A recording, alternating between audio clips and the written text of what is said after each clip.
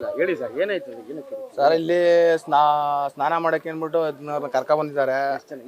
14 seat, 15 seat, 15 ಸೀಟಲ್ಲಿ 6 ಜನ, 15 ಮಕ್ಕಳು, 6 ಜನ ಒಟ್ಟಿನಲ್ಲಿ ಸೇಫ್ ಆಗವ್ರೆ. ಇನ್ನು 2 ಬಾಡಿ ಸಿಕ್ಕವ್ರೆ. ಇನ್ನು 2 ಬಾಡಿ ಸಿಗ್ಬೇಕು.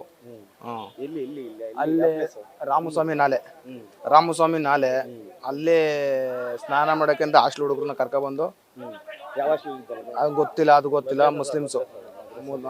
ಮುಸ್ಲಿಮ್ಸು ಎಲ್ಲ ಅವರು ಬಟ್ಟೆ ಬರಿಗಳೆಲ್ಲ ತಗೊಬಂದು ತೊಳಗಡೆಗೆ ಅಂದ್ಬಿಟ್ಟು ಇಲ್ಲಿ ಸ್ನಾನ ಮಾಡ್ತಾ ಇದ್ರು.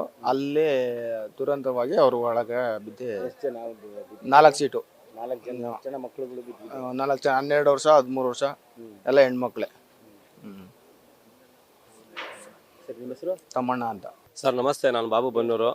ನಿನ್ನೆ ಸಮಯ 5:15 ಇತ್ತು. ಮದ್ರಸದಿಂದ ಮಕ್ಕಳು ಬಟ್ಟೆ ಅದು ಮ್ಯಾಟು ಗಿಟ್ಟು ಎಲ್ಲ ತೊಳಿಬೇಕಾಗಿತ್ತು. ಆ ತೊಳಿಬೇಕಾದ್ರೆ ಏನು ಮಕ್ಕಳಿಗೆಲ್ಲ ಊಟ ಗಿಟ ಕ್ಯಾರರ್ ಎಲ್ಲ ತಂದಿದ್ದಾರೆ. ಅದ್ರಲ್ಲಿ ಏನೋ ಒಬ್ರು ಹೆಣ್ಣು ಮಗು 13 ವರ್ಷ ಒಬ್ರು ಜಾರಿ ಬಿದ್ದಿದ್ದಾರೆ. ಜಾರಿ ಬಿದ್ದಾಗ ಅವ್ರು ಹಿಡಿಕುವಾಗಿ ಒಬ್ರಿಗೊಬ್ರು ಅಂತ 6 ಜನ ಇದಾಗಿದ್ದಾರೆ. ಅವಾಗ 6 ಜನದಲ್ಲಿ ಇಬ್ರು ಸಿಕ್ಕಿದಾಗ ಅವ್ರಿಗೆ ಮೈಸೂರಿಗೆ ಆಸ್ಪತ್ರೆಗೆ ತಗೊಂಡೋದ್ರು.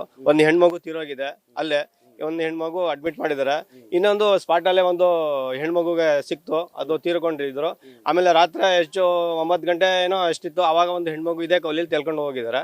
ಮತ್ತೆ ರಾತ್ರಿ ಗೇಟ್ ವಾಲ್ ಬಂದ್ ಮಾಡಿದ್ದಾರೆ. ಗೇಟ್ ವಾಲ್ ಮಾಡಿದಾಗ ಅದು ಸಂಪೂರ್ಣವಾಗಿ ಗೇಟ್ ವಾಲ್ ಬಂದಾಗ್ತಾ ಇಲ್ಲ, ಯಾಕಂದ್ರೆ ಮರ ಸಿಗಾಕೊಂಡಿದೆಲ್ಲ. ಅದರಿಂದ ಅದು ಅಲ್ಲೇ ನೀರು ತುಂಬಾ ಜಾಸ್ತಿ ಇದೆ. ಇನ್ನು 4 ಕಡೆ ಹೋಗ್ತಾ ಇದೆ.